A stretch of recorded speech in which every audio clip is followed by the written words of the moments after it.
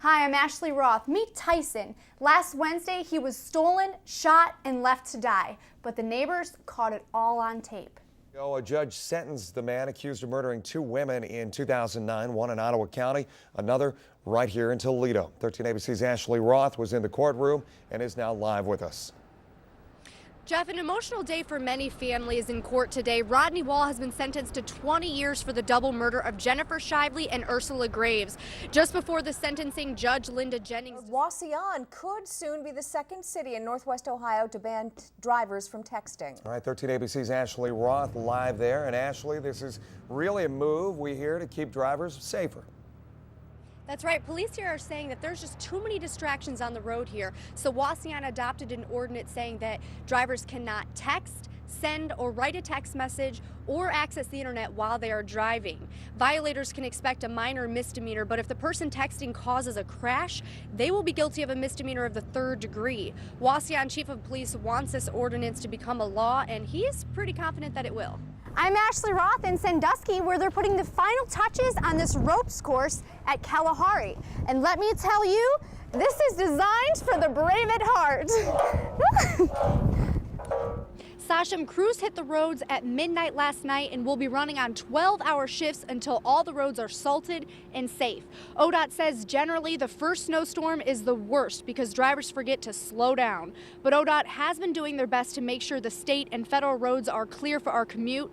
Crews closely monitor temperatures by using sensors within the roadways.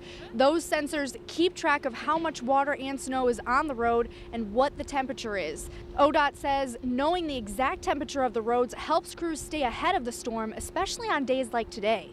A homeless man in Toledo is accused of robbing and sexually assaulting women from across the country. 13 ABC's Ashley Roth is live with the story all new at 5:30. And Ashley, we understand there are nearly 60 victims. That's right. One victim spent nearly 2 years reaching out to other victims, and she claims that she's found 59 others. Now, when David Klotz is in Toledo, he goes to this library right behind me in downtown Toledo. He uses aliases on websites to post pictures and jobs that he's never had, making women believe he's someone that he's not. He just comes up with some of the most outrageous, stories that you can possibly come up with. David Klotz has over 9 aliases he uses on websites like Facebook, Plenty of Fish, OkCupid, WealthyMen.com, and even a teen site and a porn site. Victims say he makes up lies on those sites to lure women to him. He has apparently got such a line and is so smooth that he's doing it because it's not just one person. I mean, and a lot of these victims are highly successful, intelligent women. One victim from Toledo did not want her identity revealed, but she says she met Klotz on the dating website Plenty of Fish. I was giving him the benefit of the doubt. He seemed like a really nice guy. But this victim said she was lied to a lot. Claimed that he was an FBI agent. He had claimed to be a former OSU football player. He was supposedly the sniper in the Marine Corps. One day he told her he couldn't go home because it was under surveillance. Because I let him go back to my home because I felt sorry for him that he didn't have any place to go. And it got to be the point that after about 3 weeks, I didn't know how to get him out of my home. She says she was a victim of his lies until the police picked Klotz up from her home. Klotz has been arrested 14 times, most recently on charges for stalking, but police say he's out and he's still scamming women. We've been on the phone with the Dublin Police Department this morning. He's looking at $1 million homes down there with another possible victim. When he was in Toledo, he was living at the Mission. So, unless he hit the lotto, appears he's up to no good again. Now, Klotz is being accused of sexually assaulting and robbing women, but Toledo police say that they don't have any charges filed against him right now. Toledo police do advise just to be careful when you're meeting someone online and to be on the lookout for Klotz. Reporting live in downtown Toledo, Ashley Roth, 13 ABC Action News. Well, imagine being in your house in the winter with no heat. One Toledo family knows exactly how it feels. 13 ABC's Ashley Roth live tonight. And Ashley, this family has had their gas shut off twice this week. That's right, Lee, and it's not because they're not paying their bill. If you take a look behind me, you can see crews are still out here. They have been out here all day. What's happening is water is getting into the gas pipes, creating a huge problem, and neighbors out here say that they've been having the same exact problem since October.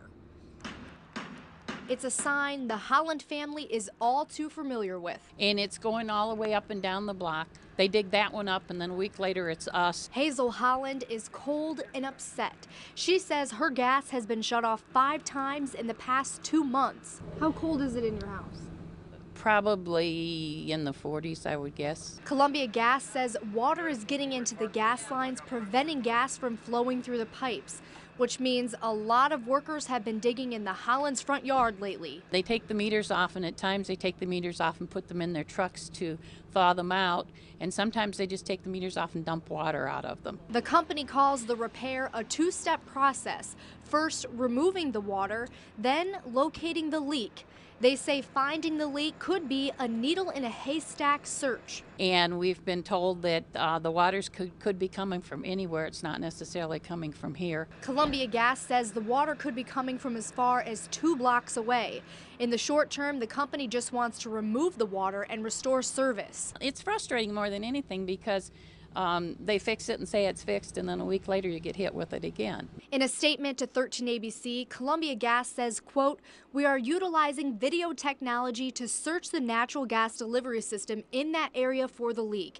They go on to say, in the long term, we will be installing and upgrading the service to this home from a low to medium pressure, ensuring that water will no longer interrupt service. Until then, every time the Holland's gas gets shut off, they just focus on keeping warm. Well, you get lots of covers and snuggle a lot. In Toledo, Ashley Roth, 13 ABC Action News. As we learn more about the Sears and Kmart stores closing across the country, we know 5 stores are in Michigan and 2 are local. 13 ABC's Ashley Roth live with more on the closings in the Great Lakes State. Ashley? Well, Lee, the Sears in Monroe and Adrian are slated to close. The announcement comes after Sears Holdings released their dropping sales numbers. The company says all the closings will help transform their business, but residents say the loss will be major. Adrian citizens are still shocked about the news that came down Tuesday. This is going to be devastating to Adrian, Michigan. This store has been here for a long time. Sears has been a part of Adrian Mall for 4 decades, but age won't save this store. Sales have been down for the company, and the parking lot seems to reflect that.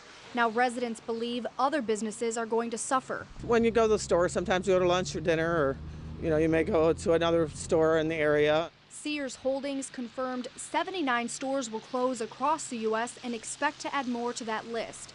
The company expects to generate $140 to $170 million from closing up to 120 full-line stores. But those in Adrian know they will feel the impact locally. The tragedy of it is losing the jobs, plus it's empty now. And we came to Monroe, where their mall is also losing a Sears. Residents here expect a huge impact after losing 2 other anchor stores. Oh my gosh, I'm so sad. Sears has been around forever, and I'm just going to be sad that that's going to be one less option of a place that I can shop. Sears in Monroe has been around since the opening of the mall in 1988.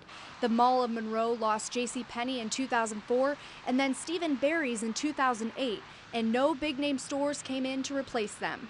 Seems like more and more shopping is leaving this area, and then it's taking away from the economy in the area.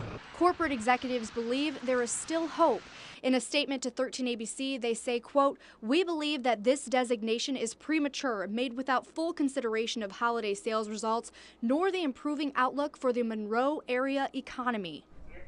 Now, there's no word on when the stores will close their doors for the last time, but both malls say they have potential deals with some big and small businesses to move into their mall. Reporting live in the Action News Center, Ashley Roth, 13 ABC Action News. 5 weeks and counting. The lockout of more than 1,000 union workers at Cooper Tire in Findlay shows no sign of ending in the near future. The union and the company have not met for contract negotiations since December 13th. Today, the union president says the company declined a federal mediator's suggestion to resume talks next week on the 12th. A meeting about the Davis-Besse nuclear power plant draws a protest. About a dozen people from 4 different organizations gathered outside the plant to urge federal regulators to look for other forms of power. Protesters believe the plant is unsafe after cracks were found in the concrete surrounding the nuclear reactor. Toledo's Hollywood Casino is gambling on a new date for its grand opening. State regulators plan to meet with operators of both the Toledo and Cleveland casinos to talk about a new timetable. A consultant with the Casino Control Commission recommends pushing back the spring opening to complete a licensing investigation. Today, the executive director of the commission says an April opening date is not going to happen.